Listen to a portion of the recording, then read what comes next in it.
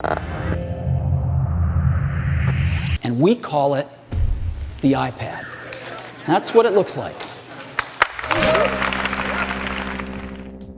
When the first iPad was announced in 2010, Steve Jobs demoed it kind of as the ultimate way to browse the web. It could do more, of course, but it was big and slow. It couldn't even multitask. A year later, Apple had already totally redesigned the thing. It was suddenly stylish, lighter, and more capable. Then serious updates started to come in 2012, when the iPad finally got a high-res Retina display and 2 processor bumps within an 8-month time span.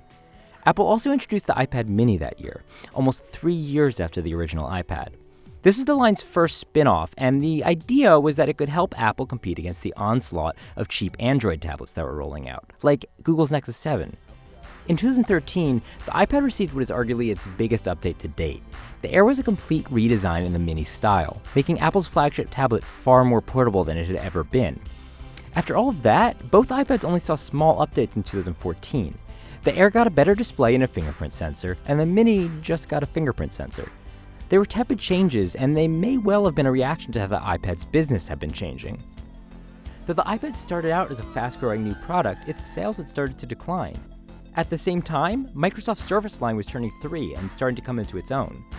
It's been growing fast, and that's a pretty clear sign that big, powerful tablets are in demand. Which is how we get to this week. Suddenly, the iPad is huge, capable of multitasking, and supports a keyboard and stylus. It's a natural evolution of the iPad's annual increase in power, but like the iPad mini, it's also an obvious response to market demand.